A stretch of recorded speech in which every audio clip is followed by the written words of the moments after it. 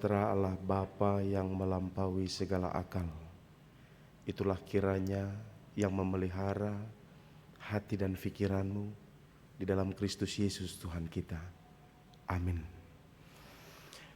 Bapak Ibu, saudara-saudara yang dikasihi Tuhan, firman Tuhan pada ibadah Paskah, peringatan kebangkitan Yesus Kristus yang pertama pada hari ini, tertulis dalam Injil Yesus Kristus yang ditulis oleh Lukas dari pasal yang ke-24 ayat yang pertama sampai ayat yang ke-12. Mari kita membacanya secara responsoria.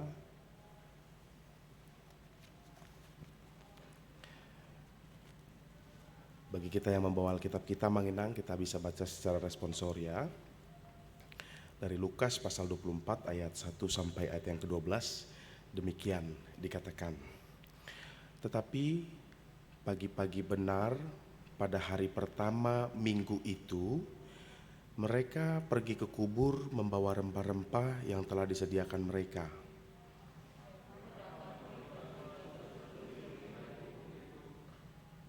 Dan setelah masuk, mereka tidak menemukan mayat Tuhan Yesus.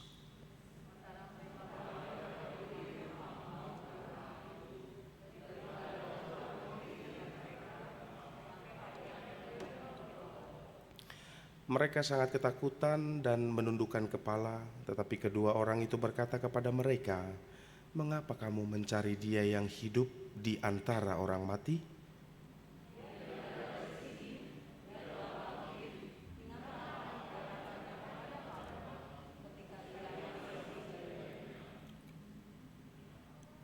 Yaitu bahwa anak manusia harus diserahkan ke tangan orang-orang berdosa dan disalibkan, dan akan bangkit pada hari yang ketiga."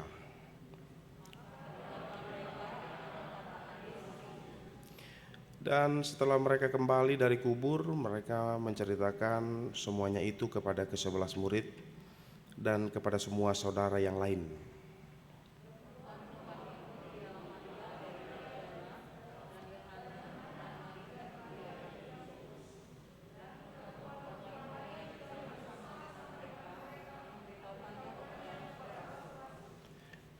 Tetapi bagi mereka perkataan-perkataan itu seakan-akan omong kosong, dan mereka tidak percaya kepada perempuan-perempuan itu.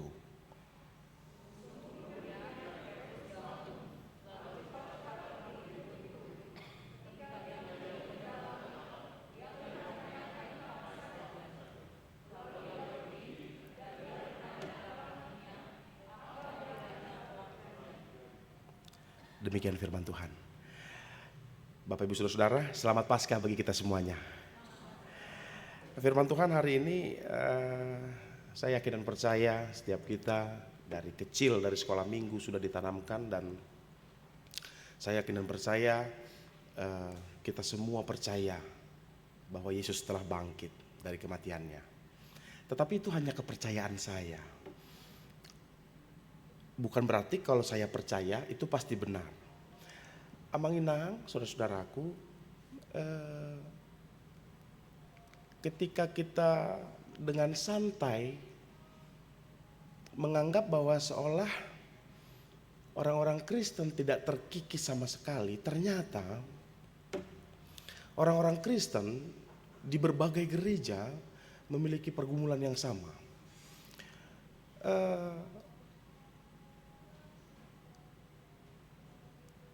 Seperti saya katakan tadi, itu hanya kepercayaan saya. Sekarang saya mau tanya Amanginang dengan jujur, dengan tanpa ada disembunyikan. Apakah ada di antara kita yang sekarang ini, yang hadir di gereja pada saat ini, yang sungguhnya tidak percaya bahwa Yesus telah bangkit? Tolong angkat tangannya Amanginang.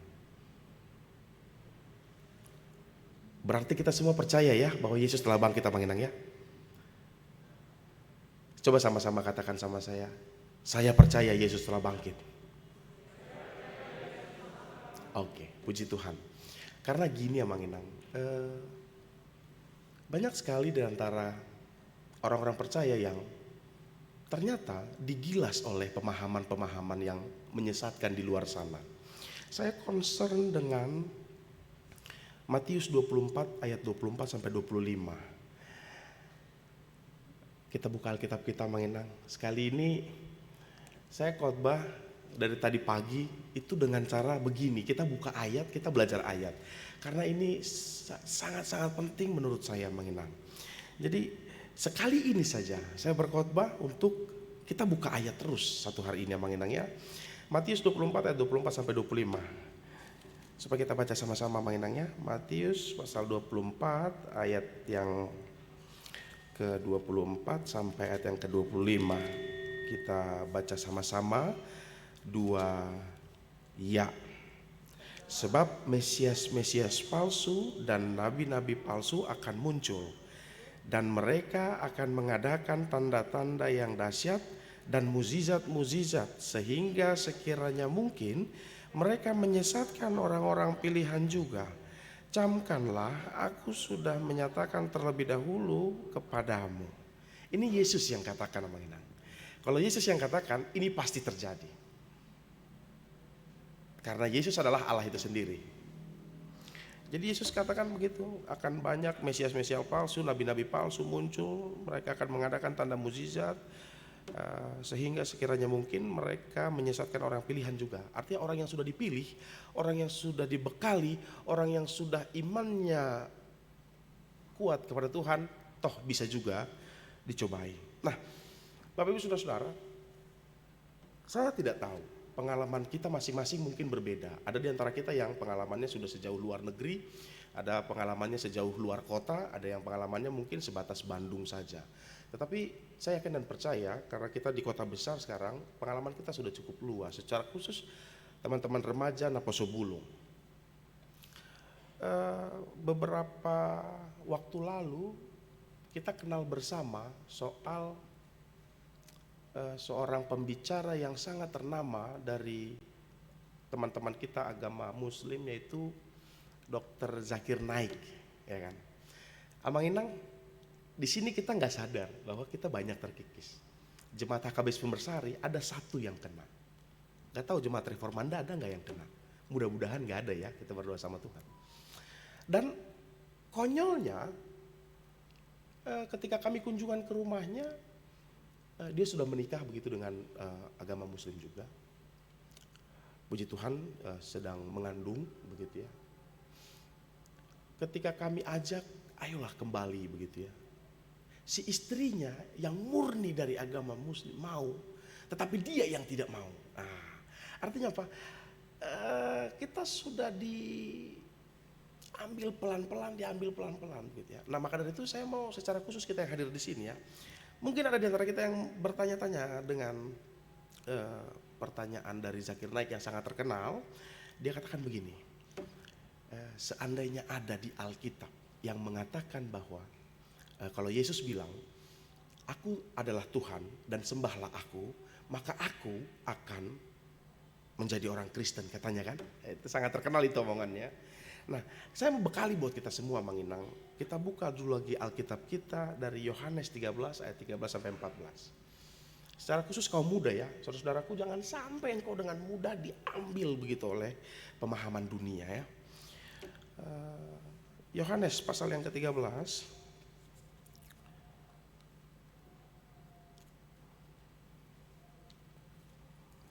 ayat yang ke-13 sampai ayat yang ke-14. Kita baca bersama-sama 2 ya.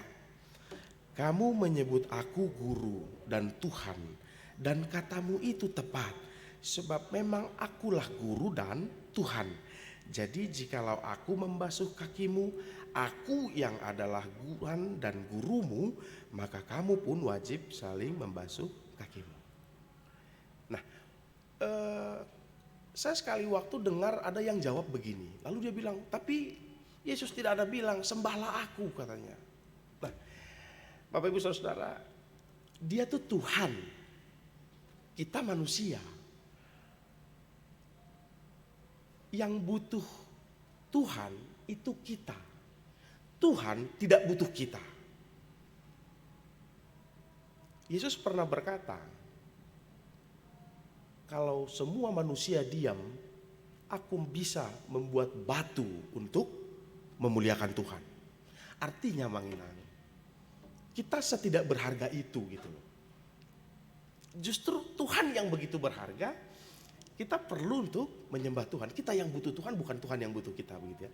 Nah, dengan pertanyaan sekonyol itu, banyak sekali orang Kristen yang imannya goncang, ya kan? Nah, itu satu. Baru di luar sana juga ternyata banyak ajaran-ajaran yang berbeda dengan ajaran kekristenan kita. Contohnya, sekali waktu mahasiswa kami yang Manginang, ada buku terjemahan dari Belanda ke Indonesia, ke bahasa Inggris, dari bahasa Inggris diterjemahkan lagi ke bahasa Indonesia.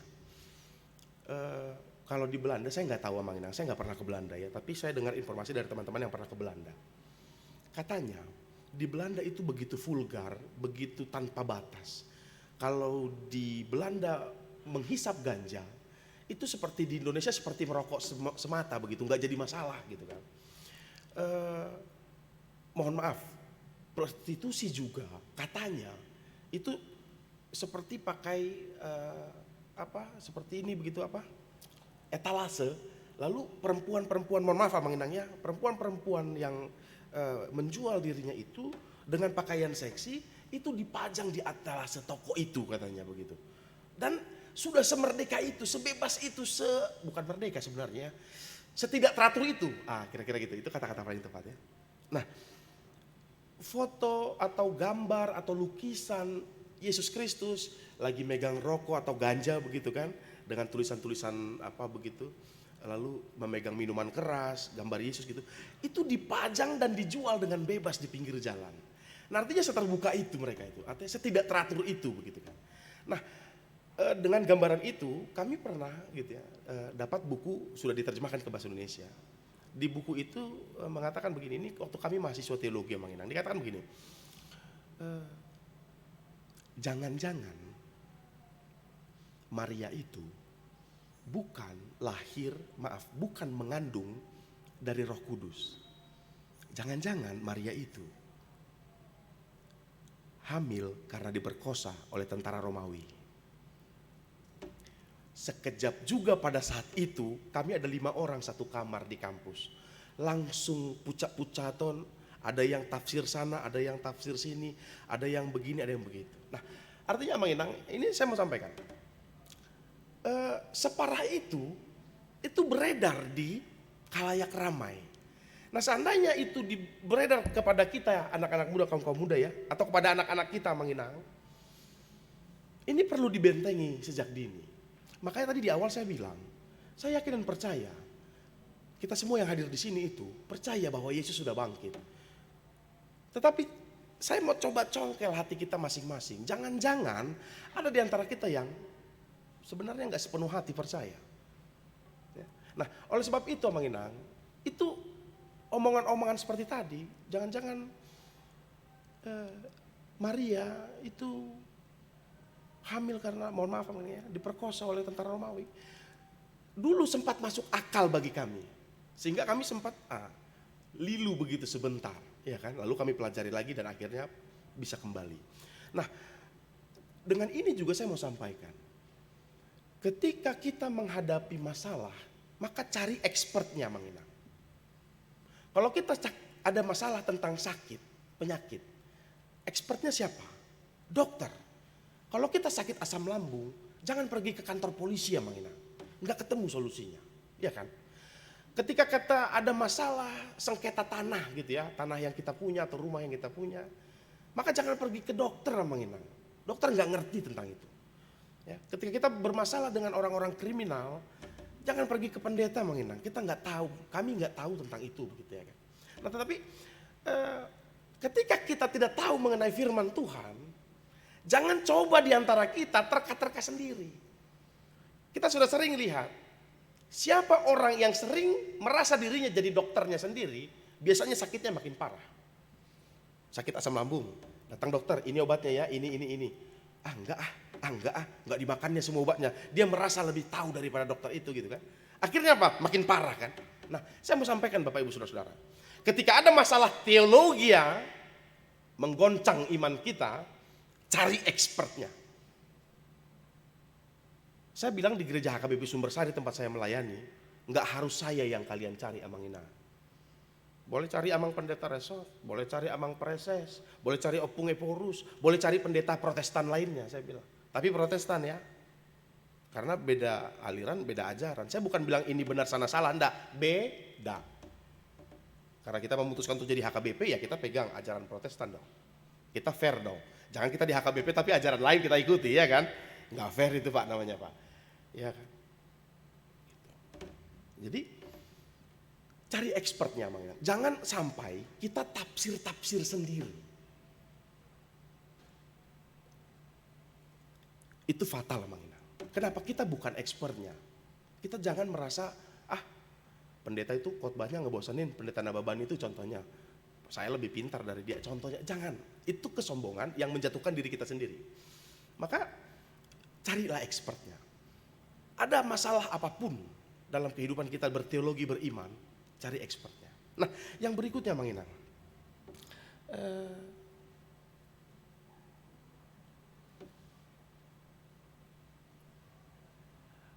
Dulu ada ajaran gnostik. Tadi kalau kita baca di Patik ya, yang dari konfesi, kita menolak ajaran tentang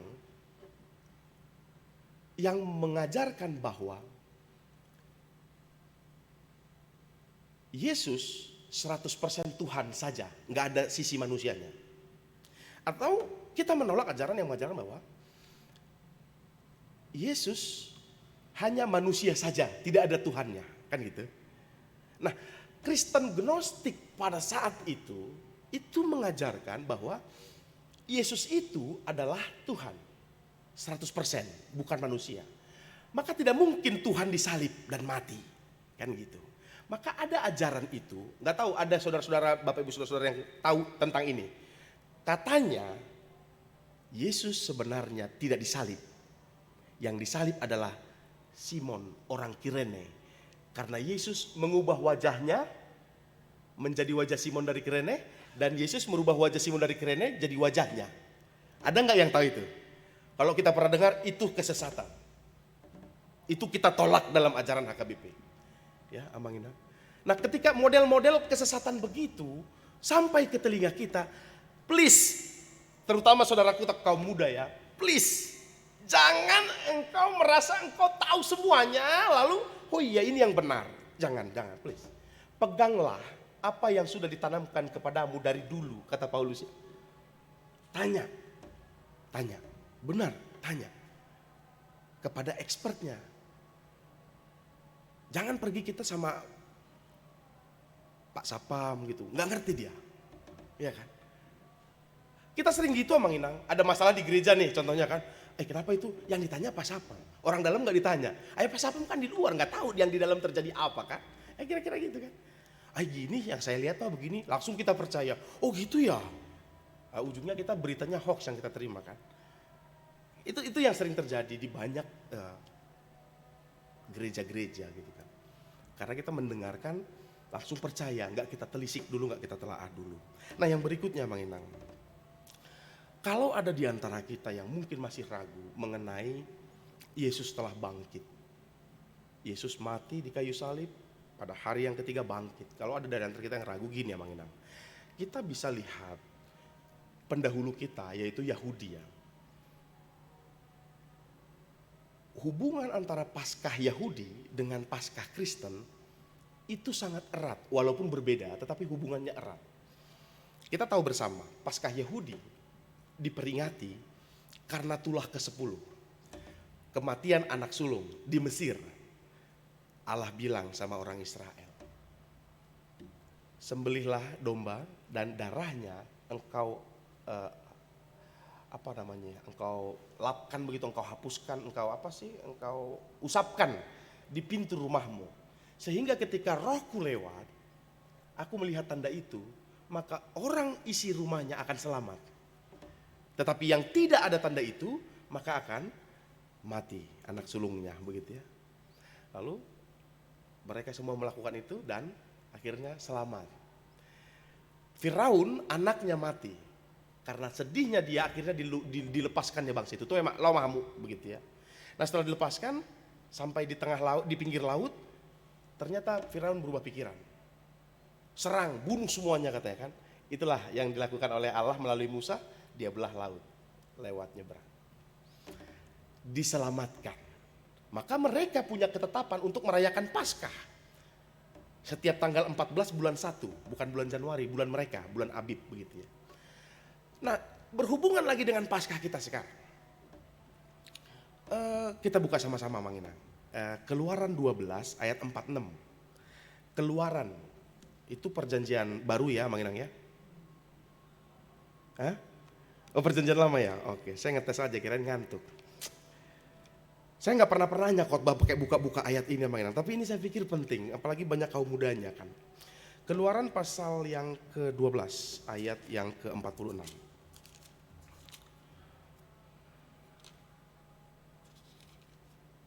Kita baca sama-sama 2 ya. Paskah itu, oh belum dapat ya? Ayo kita buka sama-sama Mang Inang. Keluaran pasal 12 ayat ke-46. 2 ya. Paskah itu harus dimakan dalam satu rumah juga. Tidak boleh kau bawa sedikit pun dari daging itu keluar rumah. Satu tulang pun tidak boleh kamu patahkan. Pas makan Paskah mereka daging domba itu sebagai peringatan akan keselamatan bangsa Israel. Itu gak boleh ada yang patah ketika mereka makan, harus pelan-pelan. Lalu dihubungkan dengan Paskah kita yang sekarang, kita buka Yohanes 19 sama Ngena. Yohanes pasal yang ke-19 ayat yang ke-32 sampai ke-36. Yohanes pasal 19 ayat 32 sampai 36. Kita baca sama-sama. Yohanes 19 ayat 32 sampai 36. Kita baca sama-sama. Maka datanglah prajurit-prajurit lalu mematahkan kaki orang yang pertama dan kaki orang yang lain yang disalibkan bersama-sama dengan Yesus. Tetapi ketika mereka sampai kepada Yesus dan melihat bahwa ia telah mati, mereka tidak mematahkan kakinya. Tetapi seorang dari antara prajurit itu menikam lambungnya dengan tombak dan segera mengalir keluar darah dan air.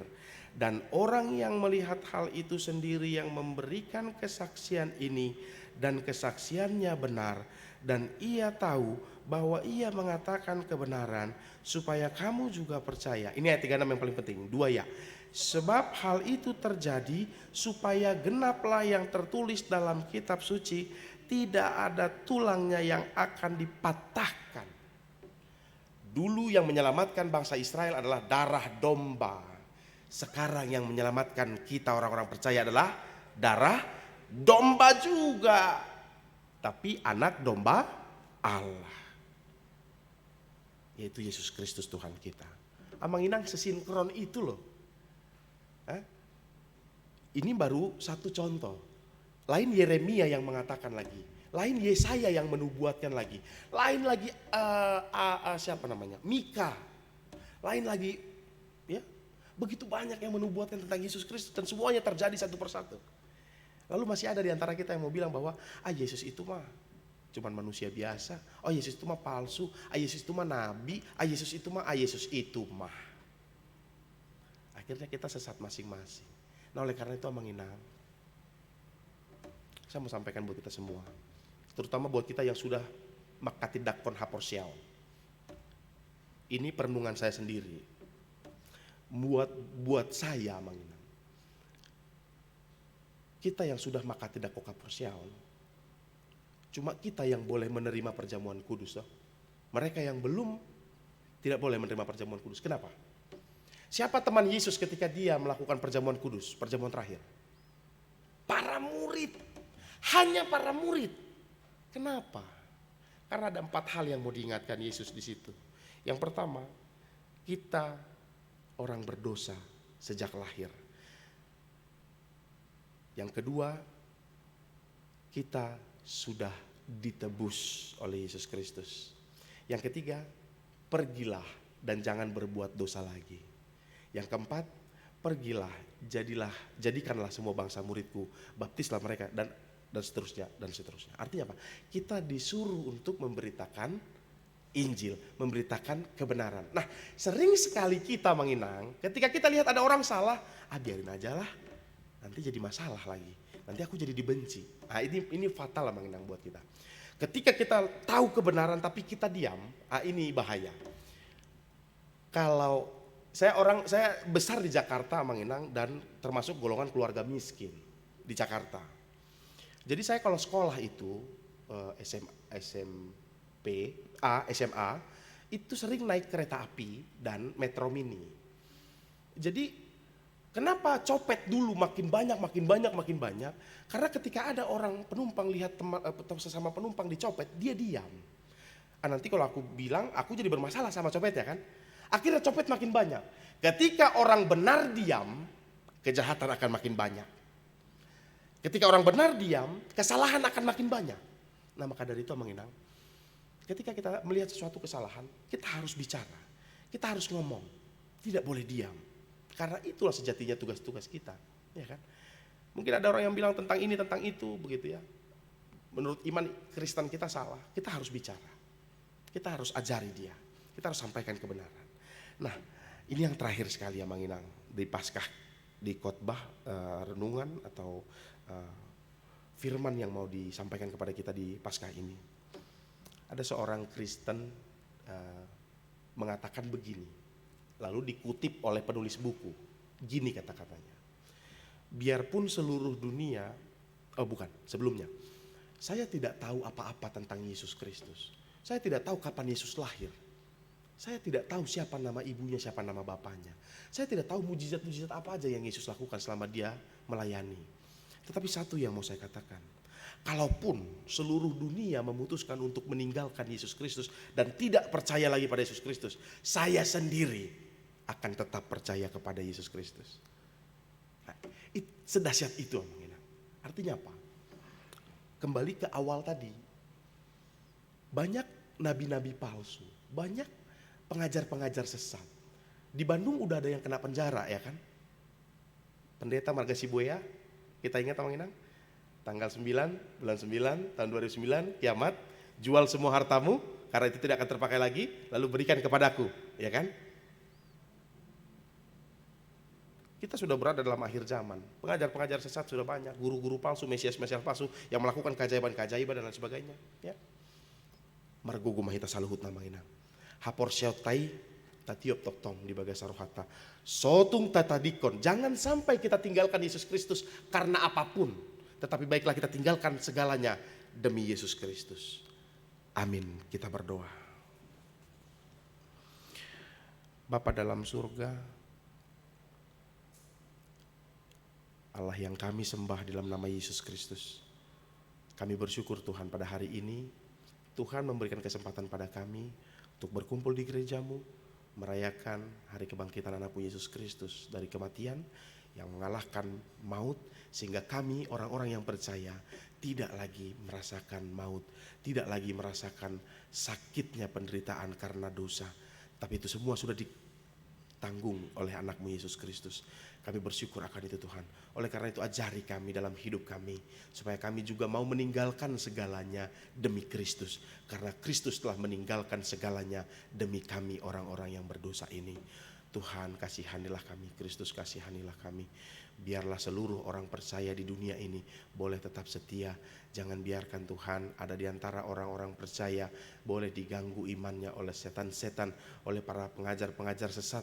Secara khusus Tuhan kami yang hadir pada saat ini, Tuhan, baik kami, baik keluarga kami, baik anak-anak kami, baik semua orang yang kami kenal, biarlah Tuhan melindungi dari setiap kuasa setan yang mau menyesatkan iman kami. Tuhan kasihanilah kami, Kristus kasihanilah kami. Pada saat ini juga Tuhan kami berdoa bagi setiap kami yang hadir pada saat ini.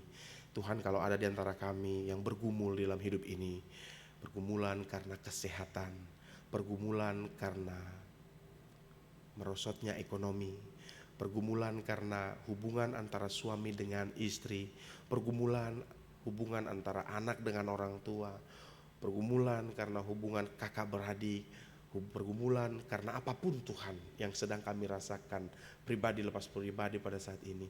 Bapa yang baik, kami mohon, biarlah hanya tangan Tuhan saja yang menyelamatkan kami dari setiap pergumulan itu.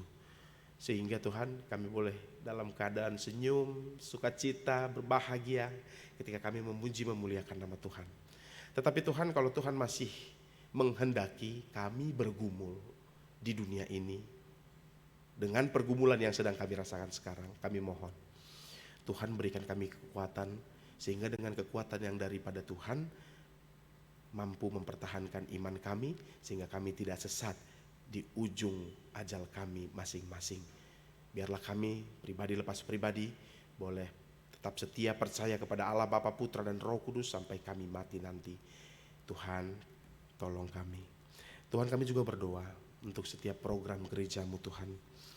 Perheheon Ina, Paskah bersama remaja, wisata lansia. Tuhan, biarlah itu semua boleh meningkatkan iman para anak-anak Tuhan, para hamba Tuhan.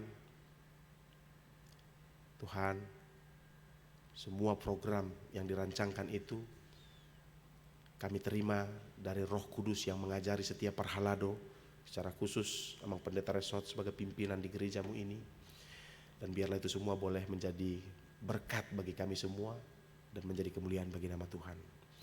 Bapa, di hari Paskah ini biarlah Engkau menolong kami terus menerus setiap hari sampai kami mati nanti, untuk kami boleh menghargai pengorbanan yang telah dilakukan anakmu Yesus Kristus di kayu salib.